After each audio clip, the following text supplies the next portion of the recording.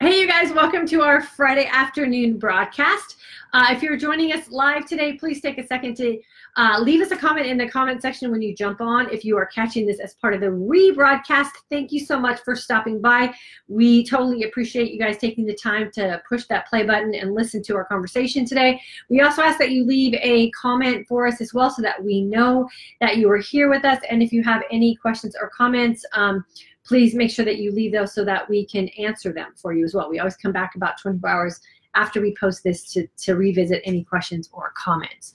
Today we're going to be talking about aging and longevity, and there's pretty much two things we can do as we go through this life cycle of ours, and that's age or create a longer lifespan for ourselves. And we're going to share with you some information that we've been researching about how to slow down the aging aspect of that and how to really increase the longevity aspect of what we're doing in our life. And we're super excited to share with you that a lot of what we already do in this community is exactly what we need to be doing. And there's lots of research being done to also prove that. So welcome. My name is Diane, and I have been teaching an intermittent fasting for today's Aging Woman course for the past year and a half, 2 years now, where we do practice the intermittent fasting and developing the preliminary steps of understanding what keto is like. And then Michael really does enforce the keto-like lifestyle that we have here, and this is where we're going to share this. So Michael, why don't you go ahead and start the conversation on aging and longevity and this lifestyle?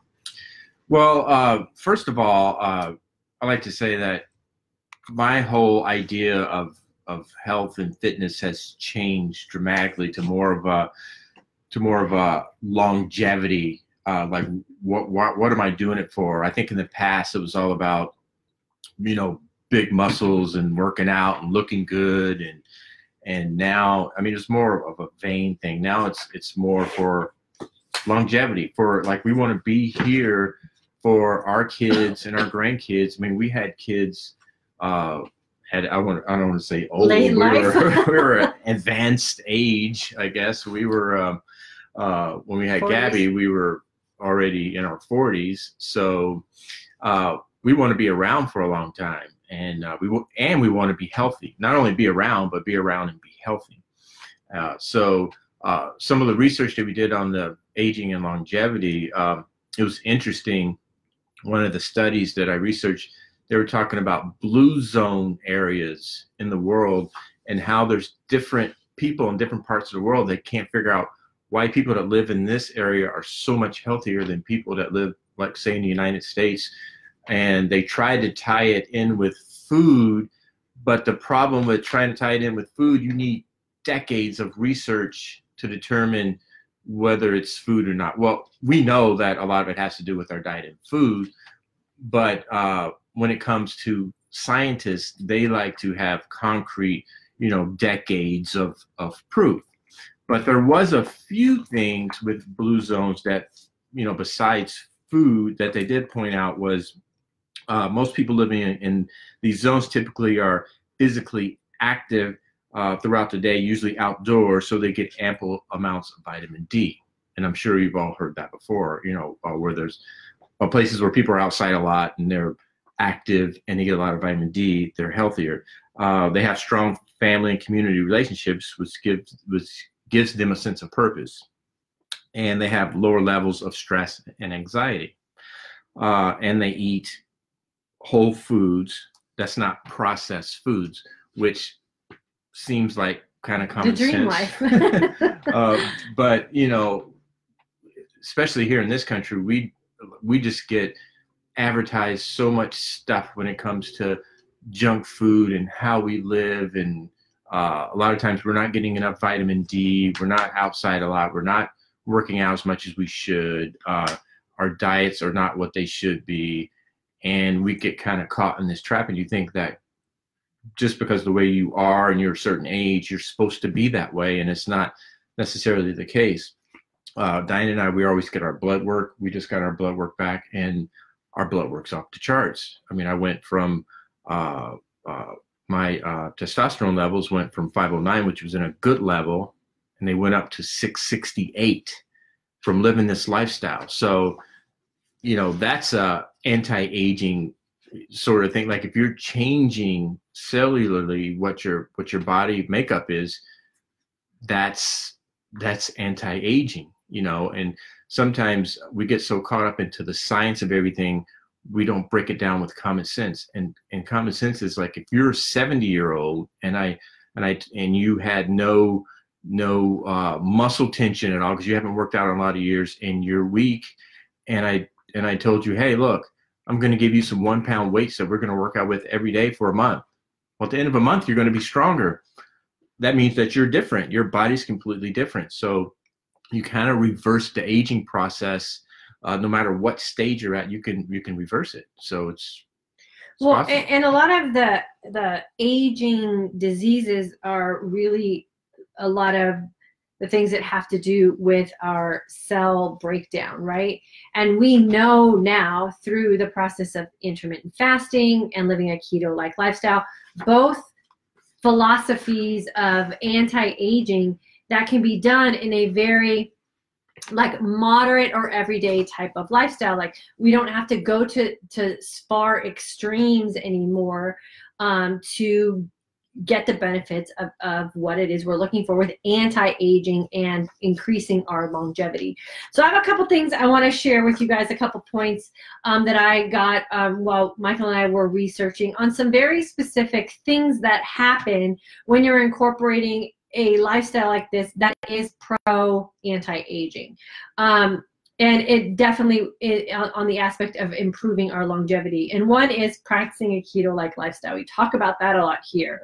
What a keto-like lifestyle does for you when you're incorporating intermittent fasting, remember, you know, long-term fasting or extended fasting alone can do the trick.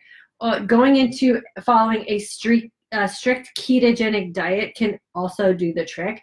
But combining those two is pretty magical in the fact that you can get the same end result without having to go to two far end extremes to get there. So practicing a keto-like lifestyle where you're really conscious about your carbohydrate intake, you're moderate to low protein, meaning you're not over proteining your body, and you're living a higher fat lifestyle can really help you get into that keto benefit while incorporating your intermittent fasting. And that really does enhance our immunity.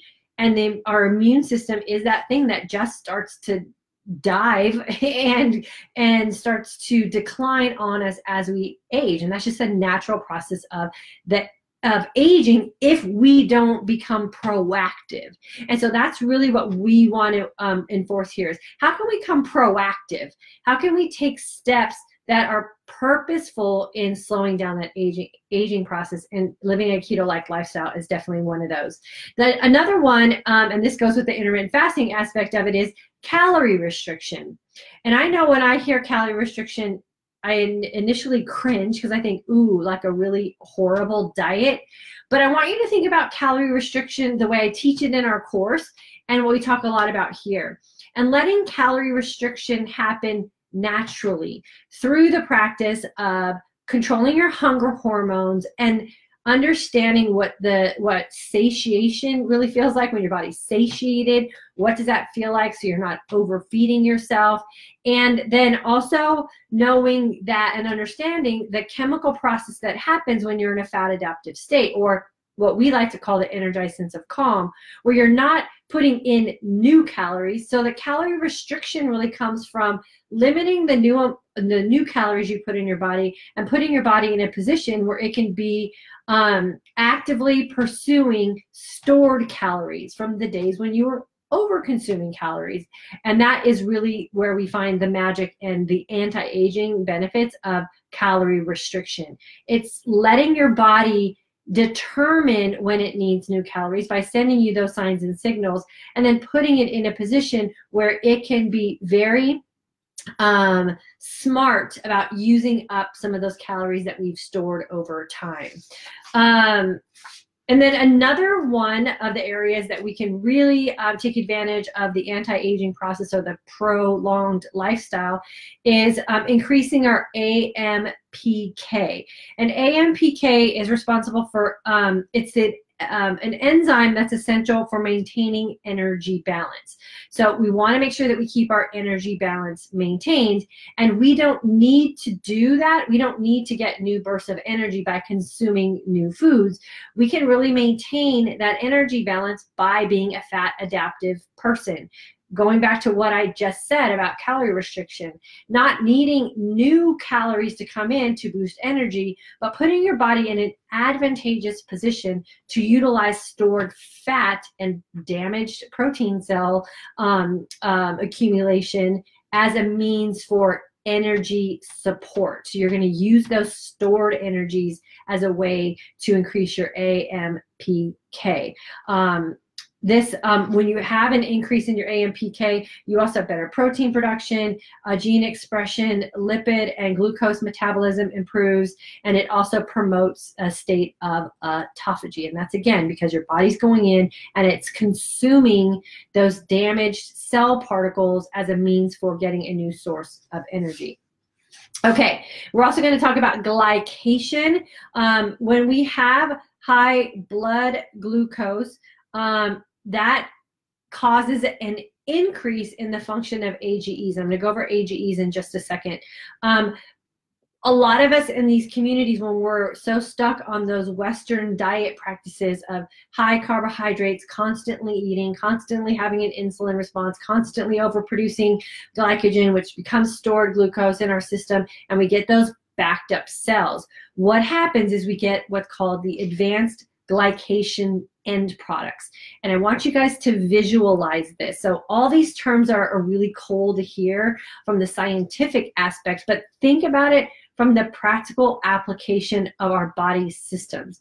So advanced glycogen end products. So think about the end product. Think about that being the thing that's attaching to those cells of ours.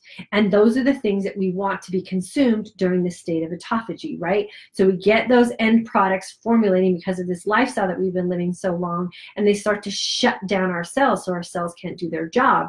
We want to get into that state of autophagy, and we want our body to go in and start chomping away and consuming up these AGEs so that we open up that that area of our cells which can actually do their job, and they can perform the way they do. And that's really how we improve our mitochondria function and how we really get to that state of having a clear mind. We can reduce all those insulin resistance situations where our cells are so backed up, and we really want to take advantage of that. So we want to make sure that we do not have an overabundance of the advanced glycogen end products, for sure. The other way that we can promote longevity is through this theory that was developed by a chemist in 1953. His name was Harman, and he had a theory of it's called free radical theory of aging. And it's really, he deemed aging being caused by reactive oxidative species accumulating within cells. Again, this goes back to the AGE and the fact that our brain starts to get clogged, which leads us to Alzheimer's and dementia, and our cells start getting clogged through the overproduction of glycogen, and then we have our Alzheimer's and our insulin resistance. So everything is just a backup of our system, and we really want to give our system an opportunity to just cleanse itself and rid itself of all these things that are just stopping our body from being able to do what it's supposed to do, and that really does promote longevity. This lifestyle that we talk about so much here and we're so passionate about really does show the opportunity that we have to promote longevity and promote the anti-aging process. But you have to be very proactive about it.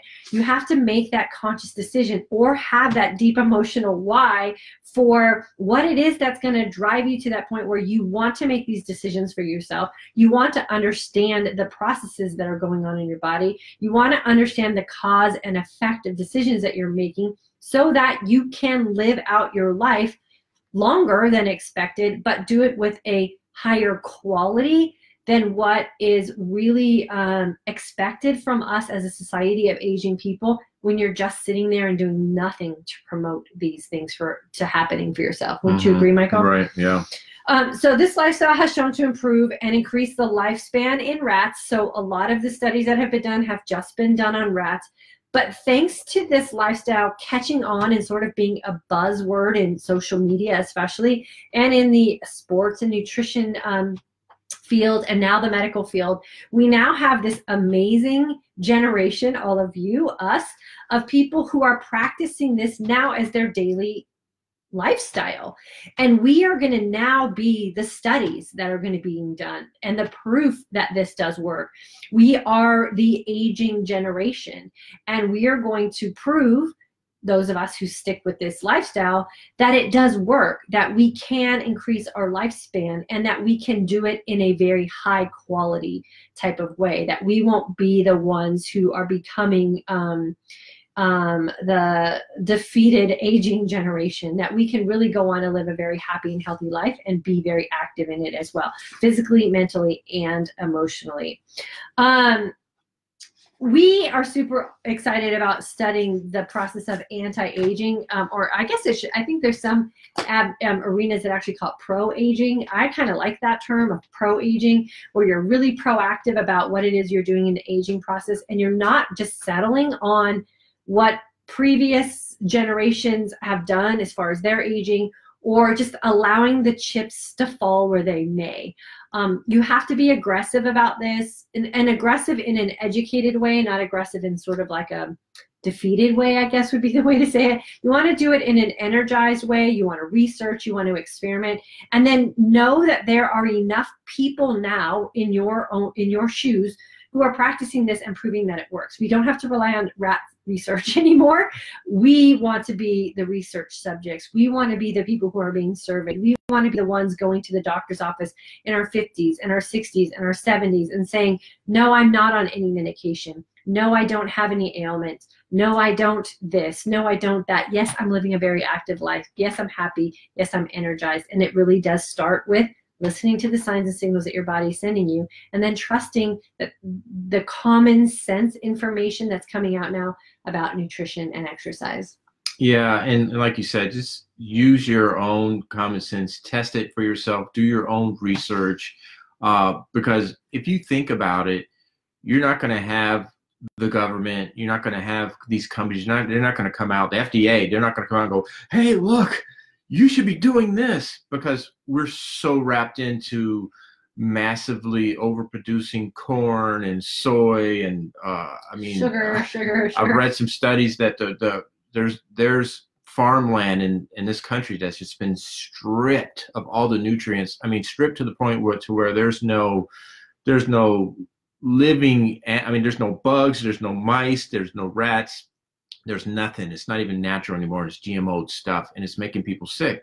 So people are not going to run out and go, hey, because if you can do something for free, I mean, we're even representatives for ketones, and we can tell you that you can create ketones on your own without supplementing. Mm-hmm. And so if there's things you can do on your own, and it doesn't cost any money, the research is going to take a long time to reach the masses, but in this community we know that this works because we've proved that it works, and you can base it on how you feel and how your test results are coming back. You know that it works, right? And like I said, they're not going to be waving big flags going, hey, you should do this. You don't even have to spend money. You don't have to buy junk food anymore. You don't have to spend money on things for anti-aging, when your body can do this on its own. If you want to supplement, that's great too, but your body can produce ketones on its own, and that's kind of scary when it comes to a big industry in the government that has all kinds of money backed into these big food companies and all kinds of cancer research and everything else. Yeah, and it is being shown through research and studies and all the new science that's coming out that improved mitochondrial function and improved glucose metabolism are the two things you want to really think about with the whole longevity promise that we have. If you can improve your mitochondrial function, which happens with intermittent fasting and a keto-like lifestyle, and eating a nutrient-dense feast when you do feast, And also the byproduct of that lifestyle will also help you control your glucose metabolism. We know that a decreased glucose metabolism is the thing that's causing us so many problems as we age. It's sugar and glucose are the thing that are causing cancer problems, autoimmune disorders, Alzheimer's, dementia, insulin resistance, diabetes. All of it can be traced back to how your body is metabolizing glucose.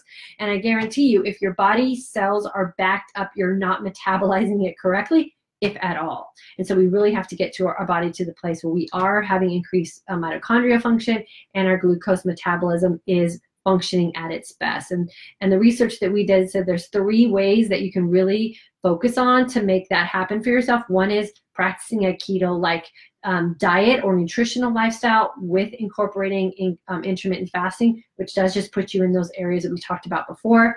Ketone supplementation is also one of those things that they're using now even more than they were before. Before it was just used in the situation of helping epilepsy patients, but I was just even watching a YouTube video the other day about how they're using ketone supplementation with deep sea divers to decrease the possibility of them having strokes when they're doing all their diving and they put all that pressure on their brain. So they're using ketone supplementation for that. And then 3 is just what we were just talking about, the promise that the research and the studies that are going to keep coming forward with people and generations like us and communities like us who are going to be practicing this lifestyle and proving that it works. And we're going to prove that it works because we are going to be living these long, healthy lives where we are able to mentally, physically, and emotionally show up and participate in them. So we have a job to do, and we have a responsibility as aging people in the country today to prove that this works. And it's super easy to do. Just live it and live it out loud and share it with as many people as you can. Yep, absolutely. Yep. So we hope that gives you guys some sense of encouragement and some optimism and hopefully some excitement about why it is we're doing this and why we do, I think, have a big responsibility that we need to carry this out so that we can pay it forward, not only to ourselves, but our families, our kids, our grandkids, future generations coming up behind us.